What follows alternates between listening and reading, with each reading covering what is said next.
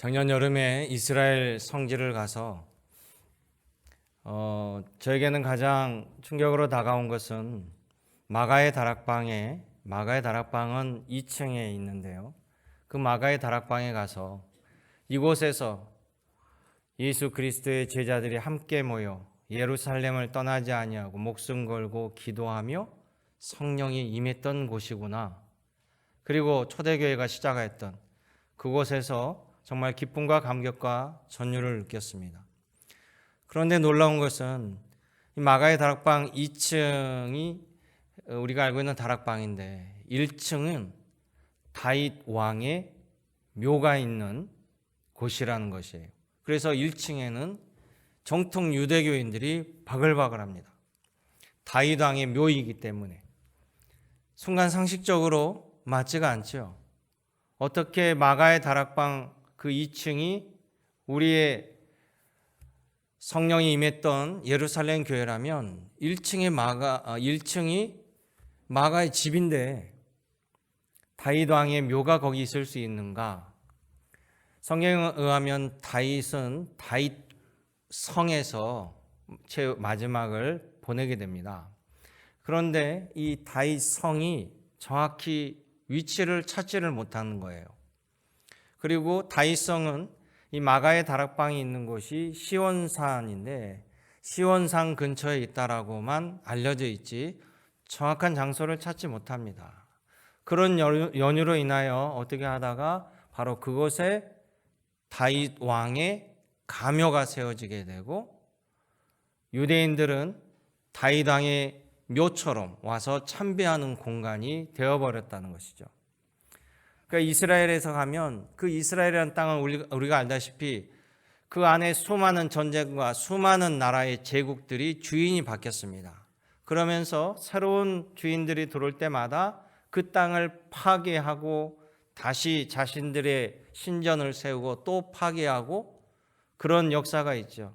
그래서 성전의 정확한 위치도 찾지 못했습니다. 그리고 성전 그 자리에도 유대인들은 올라갈 수가 없고요. 그곳에는 지금의 이슬람교의 황금 사원이 놓여 있죠. 그 황금 사원이 놓여 있기 전에는 또 비잔틴 제국 때는 교회가 세워졌었고 또 그 자리에 그 전에 로마 제국 때는 주피터 신전이 세워졌었고 그 이전에는 성전이 있었고요. 이런 수많은 역사가 있다 보니까 그 오랜 역사 동안 그 자리를 제대로 찾지 못하는 경우가 상당히 많습니다. 그래서 여러분 요즘에는 성경책에 보면 지도가 많이 빠졌더라고요. 예전에 성경책에 보면 뒤쪽에가 지도가 있었어요. 그 지도를 보시면 계속해서 여기가 다볼산, 예수님이 변화산 그래놓고 또 캐치점 마크를 쳐놓고 그 위에 있는 헬몬산을 향하여 여기도 변화산 또 그리고 캐치점 마크. 이게 상당히 심합니다. 한번 화면을 띄워주세요. 우리가 이스라엘 출애굽 그러면 우리 김건희 전사님은 같이 민수기를 공부하면서도 또 성경 지도를 공부하면서도 일반적으로 우리가 알고 있는 출애굽 경로가 이 화면에 비춰진 것처럼 나옵니다. 자, 여러분 볼 때 왼쪽에 있는 부채꼴로 보이는 곳이 잠깐만요.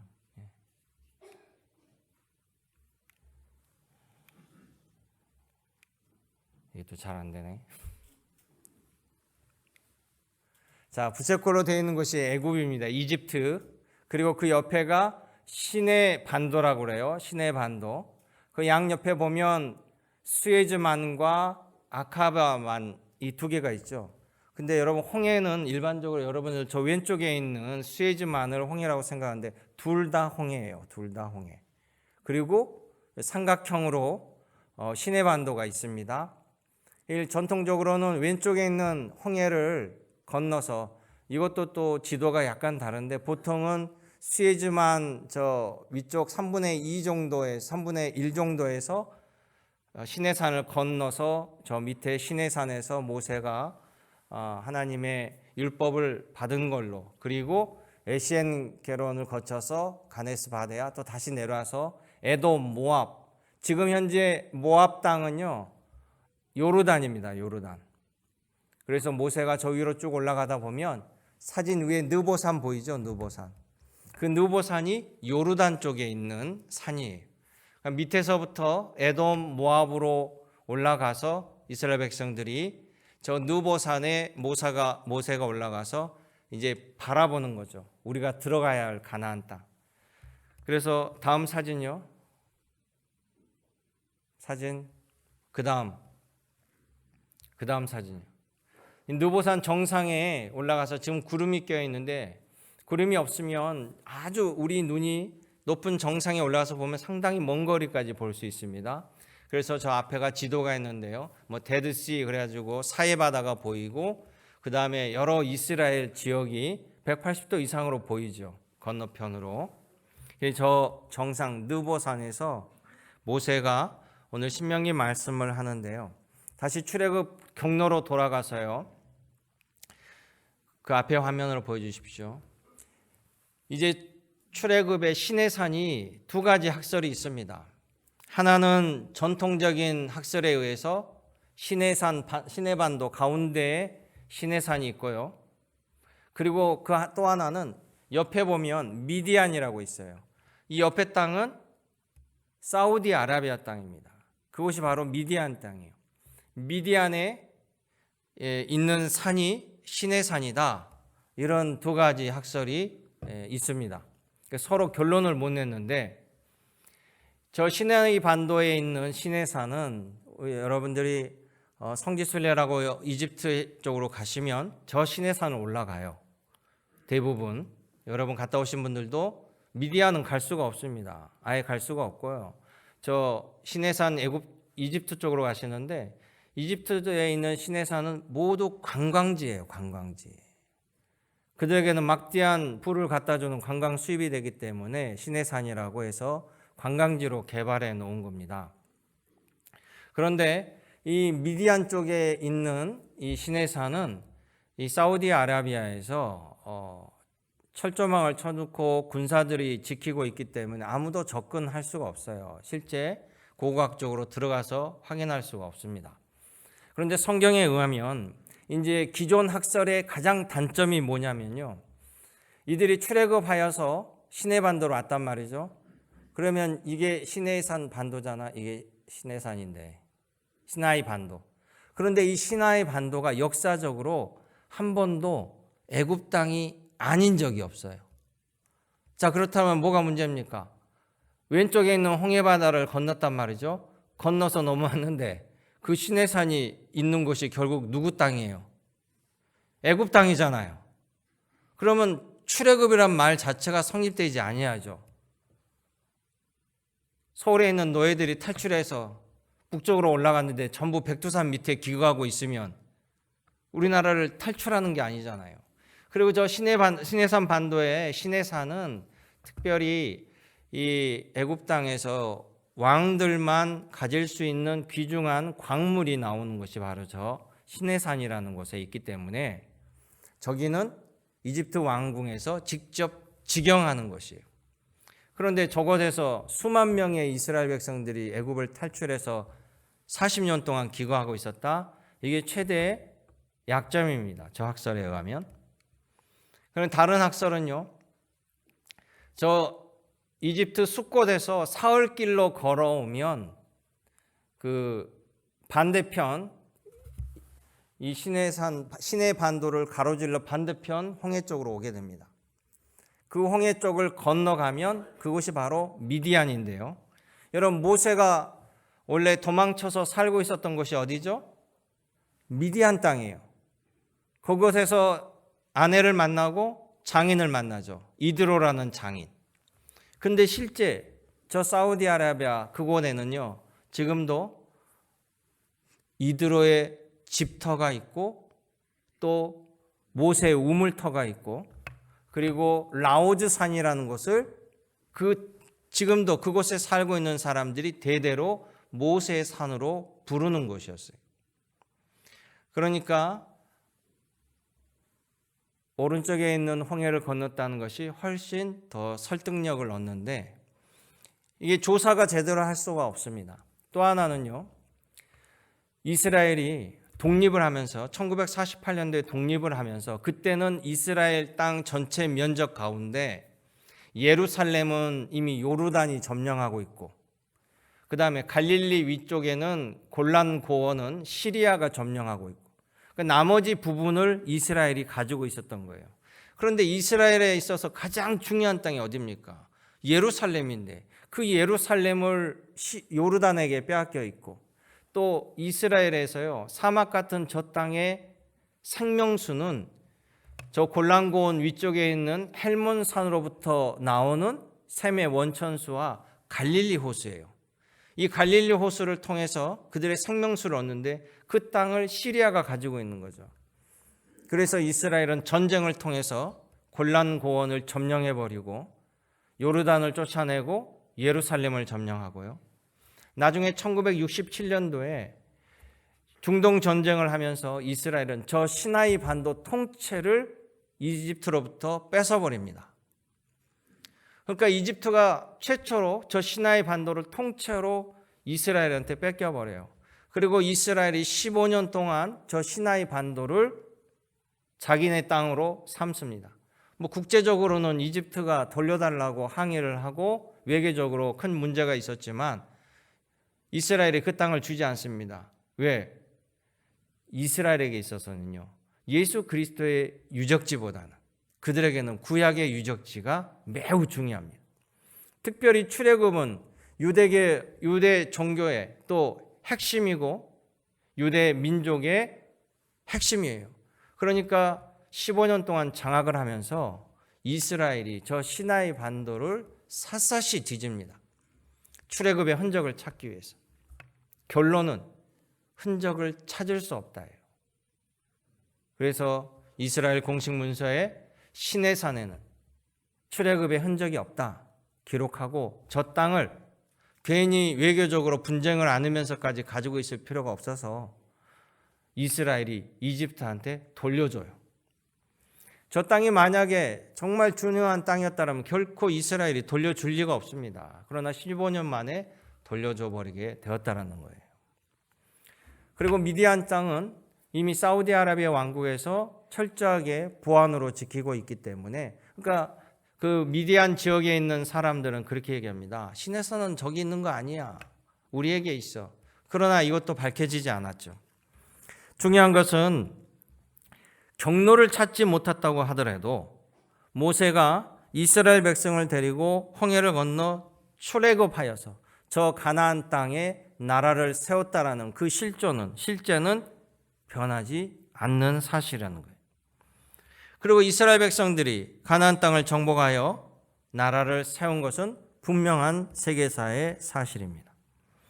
또한 하나님의 말씀대로 이스라엘 백성들은 애굽의 노예에서 가나안 땅으로 돌아가게 되고 나라를 세우고 메시아가 그 이스라엘 땅 베들레헴에서 탄생하시어 인류의 구원자가 되셨다는 하나님의 계획은 이루어졌다는 사실입니다. 그리고 하나님의 계획은 예수님의 말씀으로 이어져 가고 있습니다.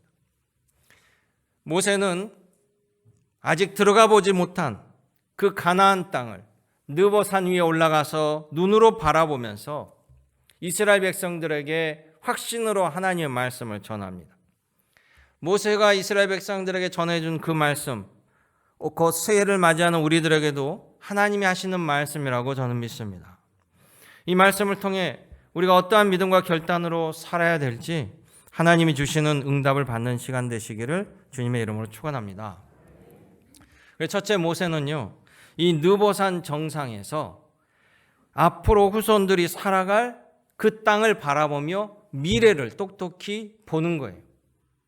모세의 눈에 보이는 것은 사해 바다요, 들녘이요, 산이요, 골짜기요, 넓은 들이겠지만 바로 그곳이 내 후손들이 나라를 세우며 지파들이 들어가서 땅을 분할하며 살아가 또 하나님의 성전을 세울 그 먼 미래를 바라보게 되는 것이죠. 꿈은 이루어진다라는 것을 하나님이 보여주십니다. 여러분, 우리들의 신앙의 끝도 하나님의 말씀대로 이루어진다라는 사실입니다. 분명히 기억하시길 바랍니다. 모세는 지금 요르단 쪽에서 저 가나안 땅을 바라봐요. 그런데 하나님은 그에게 기가 막힌 말씀하십니다. 너는 들어가지 못하리라. 그러나 너의 후손들은 반드시 들어가게 되리라. 그러니까 모세는 자신 후손들이 살아갈 미래의 땅을 보는 거죠. 그리고 확신을 갖게 된 거죠. 창세기 50장에 보면요, 요셉이 형제들에게 팔려서 애굽의 총리가 되잖아요. 애굽의 총리가 되어서 그곳에 살다가 죽지만 나는 이곳에 죽어서 묻힐지라도 내 후손들은 반드시 고향으로 돌아가게 되리라 믿었기에 요셉은 마지막 유언으로 이렇게 얘기합니다. 나는 애굽에서 죽으나 하나님이 너희를 곤고하사 너희를 인도하여 내사 반드시 아브라함과 이삭과 야곱에게 이르게 하신 땅에 이르게 하시리라. 아멘. 이런 놀라운 유언을 하시는 거예요. 요셉의 유언에 보면 하나님이 이 일을 이루신다. 하나님이 너희를 곤고하사 너희를 이끌어내셔서 너희를 인도하여 반드시 그 땅에 이르게 하리라. 선지자와 같은 이야기를 요셉이 하고 있습니다. 결국 이스라엘 백성들이 출애굽하면서 그 요셉의 유고를 가지고 떠난 것이 우연이 아니라는 사실이에요. 이제 모세가 바로 그 가나안 땅에 입성을 눈앞에 두고 있다는 사실입니다. 이 모세는 마지막 생에 내 백성들이 40년을 자기가 이끌고 왔던 이 백성들이 들어가야 할 젖과 꿀이 흐르는 땅을 직접 목격하고 미래를 보는 은혜를 입었습니다. 여러분, 하나님 안에서 미래를 볼 수 있는 사람은 축복된 자요 은혜로운 자입니다. 그것이 바로 신앙의 눈이고 믿음의 눈입니다. 여러분도 이런 신앙의 눈과 믿음을 갖기를 원합니다. 모세처럼 믿음의 눈을 통해서 하나님이 나에게 하실 일을 확신하는 우리 믿음의 일꾼이 되시기를 주님의 이름으로 축원합니다. 두 번째, 모세는 하나님이 주신 미래를 계속해서 이어나갈 사람을 세우며 하나님이 주신 소망을 이어가게 만든다는 것이죠. 34장 9절에 보면요, 모세가 눈의 아들 여호수아에게 안수하였으므로 그에게 지혜의 신이 충만하니 이스라엘 자손이 여호와께서 모세에게 명하신 대로 여호수아의 말을 순종하였더라. 아멘. 모세가 자신의 뒤를 이어서 이 백성을 데리고 자신은 여기까지니까 이제 가나안 땅을 들어가는 그 정복 사업을 위해서 여호수아에게 안수하며 기도합니다. 그랬더니 성령이 그에게 임하는 것을 보게 되죠. 또 여호와께서 모세에게 명한 대로 여호수아의 말을 순종하였다라고 합니다. 사람을 세운다라는 것, 여러분 미래가 있다라는 것이에요. 꿈을 현실로 만들 일꾼이 미래가 있기 때문에 필요한 겁니다. 오늘 여기서 모든 것이 끝난다라면 더 이상 일꾼이 필요하지 않죠. 그러나 미래가 있기 때문에 이어갈 사람들이 계속 필요한 것입니다. 모세는 지금까지 아주 좋은 모델이었어요. 모세는 선한 영향력을 끼친 사람이었습니다. 모세가 죽을 때까지도 기력도 쇠하지 아니하고 왕성한, 눈도 흐리지 아니하고 왕성한 기력을 유지할 수 있었던 이유는요, 하나님께 대한 열심이 가득함으로 말미암아 하나님께서 그에게 날마다 독수리처럼 새 힘을 불어넣어 주셨기 때문에 그랬다는 것이에요. 그러니까 모세는 힘이 없고 기력이 쇠하여서 세상을 떠난 것이 아닙니다. 총기도 있고 눈도 흐리지 아니하고 기력도 왕성하였으나 하나님이 그 때를, 마지막 때를 주님이 예비하시고 인도하여 가셨다라는 것이에요. 자신의 주어진 역할을 충실히 감당하고 이제 새 시대를 열어주는 것입니다. 모세의 역할은 이제 새 시대의 바톤을 여호수아에게 주는 거예요. 여러분, 어제가 가고 우리가 오늘을 살고 또 내일이 오지만요, 모든 똑같은 날이 아닙니다. 하나님 안에서 늘 변화하는 날들이라는 것이, 여러분들도 분명 같은 날 같지만 작년과 올해가 다릅니다. 여러분, 매년 똑같으면 우리에게는 희망이 없습니다. 인생의 거친 파고가 나에게 늘 역동적으로 다가올지라도 우리는 이 환경 속에 버려진 것이 아니라 하나님이 함께 하시기를 말미암아 늘 새로운 역사를 써나가게 되는 것이. 그래서 여러분, 우리 하나님은 임마누엘 하나님이십니다. 우리와 함께 계신 하나님. 하나님이 함께 하시기에 우리는 소망을 두고 또 새로운 한 해의 역사를 쓰며 출발하는 거예요. 여러분, 가나안 땅은요, 믿음 없는 사람은 결코 들어갈 수 없는 땅이었습니다. 일단 물리적으로도 가나안 땅을 들어가려면 그들은 요단강을 건너야 됩니다. 이 요단강을 건너야 되는데 이 요단강이 이 물이 범람하며 사람 키를 훌쩍 넘습니다. 그리고 유속도 빠릅니다.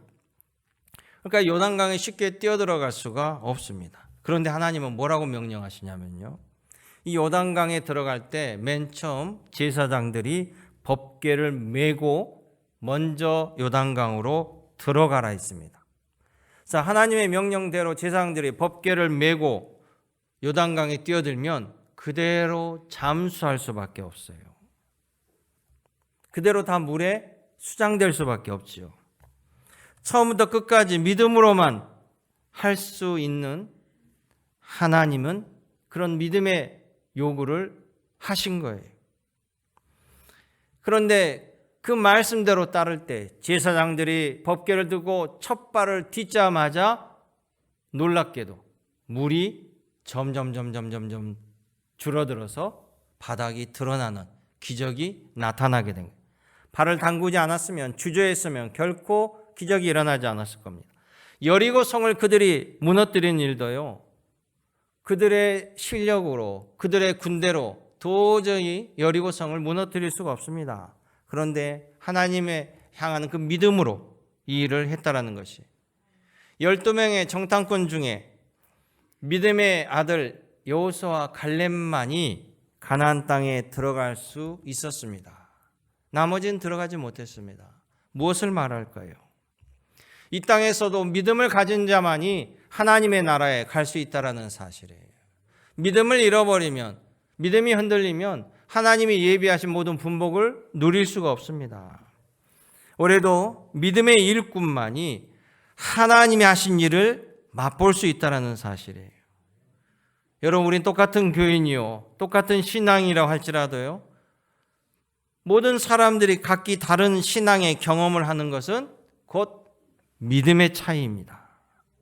여러분들이 하나님이 주신 미래를 열어나갈 새 사람, 새 믿음으로, 흔들리지 않는 믿음으로 하나님이 나와 함께 하심을 체험하는 복되고 귀한 한 해가 되시기를 주님의 이름으로 축원합니다.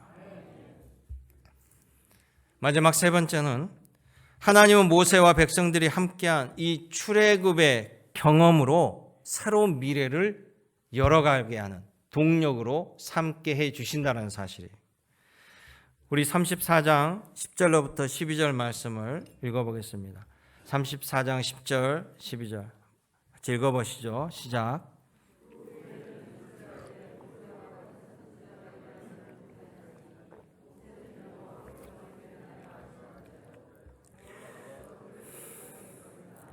바로와 그의 모든 신하와 그의 온 땅의 모든 이적과 기사와 모든 큰 권능과 위엄을 행하게 하시매 온 이스라엘 목전에서 그것을 행한 자이더라. 아멘. 자, 출애굽을 함께한 백성들에게 있어서 모세는 어떤 사람입니까? 성경에 가면 모세는 하나님과 직접 대면하는 선지자였다는 거예요. 우리 하나님은 보이지 않는데 모세는 하나님과 대면한 사람이라고 모든 백성이 인정을 합니다. 애굽 땅을 향하여 하나님의 10가지 재앙을 모세를 통해서 선포되고 그 재앙이 그대로 일어나는 하나님의 위대하심을 보았습니다. 이스라엘 목전에서 하나님에 대한 믿음을 보이며 홍해 바다를 갈랐습니다. 여러분, 출애굽기 14장을 보면 이 홍해 바다 앞에서 홍해 바다가 갈라지는 장면이 있는데 그 장면을 보면 모세의 이 놀라운 믿음을 보게 돼요. 그 장면을 읽어보면, 출애굽기 14장을 여러분 읽어보시면 되게 드라마틱한 이 장면이 나타납니다. 뭐냐면, 자, 출애굽하여서 이스라엘 백성들은 좁고 긴 협곡을 지나서 나오니까 부채꼴로 펴지는 삼각줄을 만나게 돼요. 그게 바로 홍해 앞바다 해변가입니다. 아주 매우 넓은 250만 명이 넘는 이 백성들이 다 자리를 채울 수 있는 넓은 해변가가 나오는데 그 오는 길은 좁은 협곡이었어요. 그런데 이들이 광야를 건너서 결국 온 길이 홍해가 딱 가로막고 있잖아요. 그러니까 백성들이 난리 난 거죠. 왜냐하면 이제 뒤에서는 애굽 병사들이 정예 부대가 쫓아오고 있습니다. 멀리서 흙먼지를 날리면서 협곡을 향해 달려오는 거예요. 그러니까 이스라엘 백성들이 그 상태에서 패닉 상태, 공포 사이에 빠져버린 거죠. 아우성을 칩니다. 반개를 듭니다. 왜 우리를 안 간다고 하니까 그냥 우리는 노예로 산다고 했는데 왜 우리를 광야로 끌고 와서 여기 와서 다 죽게 만듭니까? 라고 하나님도 비난하고 모세도 맹비난합니다. 그런 상태에서요, 모세가 하나님께 간절히 부르짖고 기도합니다. 그랬더니 하나님께서 뭐라고 말씀하시냐면 모세에게 너의 지팡이 든 손을 향하여 바다를 향하여 손을 펴라. 이렇게 하나님 명령하셔요. 지금 아비규환 같은 상태에서 백성들은 원망을 하죠. 그 말씀 따라 모세가 손을 들어 부르짖고 기도합니다. 그 순간 우리는 영화처럼 바다가 갈린 게 아니에요. 성경을 자세히 보시면 모세가 손을 들고 기도하는데 그동안 이스라엘 백성들을 앞에서 인도하였던 구름기둥, 불기둥이 뒤로 나아가서 협곡을 막고 있습니다. 그 협곡을 이 구름기둥이 막으면서 이집트 병사가 더 이상 침범하지 못하게 막아주고 있는 상태. 백성들은 소리 지르고 있는 상태에서 손을 들고 모세가 기도하는데 아무런 일이 안 일어나는 거예요. 아무런 일이. 성경에 의하면 모세는 이게 밤에 일어난 일인데 밤새도록 손을 들고 기도하였다라고 해요. 그런데 더욱 놀라운 것은 이스라엘 백성들이 건너는 홍해 바다는, 자, 이스라엘 백성들은 지도에서 봤던 것처럼 서쪽에 서 있어요. 서쪽 바다에. 건너는 편이 동쪽입니다. 이쪽 바다든 저쪽 바다든 건너면 동쪽이 되는 거예요. 그런데 성경에 보면 모세가 기도하자마자 동풍이 불기 시작해요. 즉 반대편 땅에서 바람이 불기 시작하면서 물이 갈라져 오는 거예요. 밤새도록. 그래서 결국에는 이게 길이 열리게 되는 거예요. 모세는 끝까지 흔들리지 않는 믿음으로 밤새도록 기도하는 그 믿음, 그 놀라운 믿음 위에 하나님의 역사는 이루어지고 있었던 거예요. 성경 말씀을 제가 읽어드려 볼게요. 출애굽기 14장 21절입니다. 모세가 바다 위로 손을 내밀매 여호와께서 큰 동풍이 밤새도록 바닷물을 물러가게 하시니 물이 갈라져 바다가 마른 땅이 된지라. 아멘. 이미 모세가 손을 들어 기도할 때 하나님의 기적의 역사는 시작되고 있었어요. 그러나 우리 눈에는 보이지 않는 것이죠. 이미 하나님의 역사는 시작되고 점점 다가오고 있었으나 그거를 견디지 못하고 믿음이 없었다라면 실망하고 좌절하고 기도의 자리를 떠났을 거예요. 그러나 모세는 믿음의 역사를 통해서 그 놀라운 일을 일으켰습니다. 바다가 갈라지고 그 바다를 향하여 백성들이 걸어오는 놀라운 체험을 했습니다. 마지막에 이 바닷물이 잠길 때도 모세가 손을 들고 기도하자 이 물이 잠겼다라는 사실이에요. 백성들은 이 모든 것을 보고 체험한 겁니다. 중요한 것은 모세가 아니라 모세라는 부족한 사람에게 역사하신 하나님의 권능, 위엄입니다. 그리고 그 믿음의 사람을 통해서 역사를 주관하심을 이 백성들이 봄으로 말미암아 이스라엘은 하나님에 대한 놀라운 경외감, 신앙의 놀라운 체험을 함께 하였다는 것이. 이 백성들은 모세를 보면서 정말로 하나님이 함께 하시니 하나님에 대한 철저한 믿음을 가지고 있으니 주 안에서 우리가 어떤 일도 할 수 있구나라고 고백하게 되었다는 거예요. 사랑하는 성도 여러분, 우리 모두가 각자 교회에서 하나님을 의지하고 저와 함께 미래를 소망하며 기도하며 헤쳐나온 수많은 경험들이 있습니다. 교회에 맡겨진 사역을 위해 기도의 응답을 받은 여러분의 그 기도 응답의 자산들이 있습니다. 오늘도 하나님의 계획과 약속은 이루어져 갑니다. 비록 더딜지라도 우리 하나님은 우리와 함께 미래를 향하여 전진하십니다. 하나님께서 주신 미래의 소망으로 흔들리지 않는 믿음으로 그 결과를 이루시고 하나님이 예비하신 분복을 누리는 우리 믿음의 권속이 되시기를 주님의 이름으로 축원합니다. 은혜롭고 참 좋으신 아버지 하나님, 2023년 임마누엘 주께서 우리와 함께 하시며 주님이 이끄시는 대로 순종하며 나아가는 주의 백성으로 삼아 주옵소서. 언제나 함께 하신 예수님의 이름으로 기도드리옵나이다. 아멘.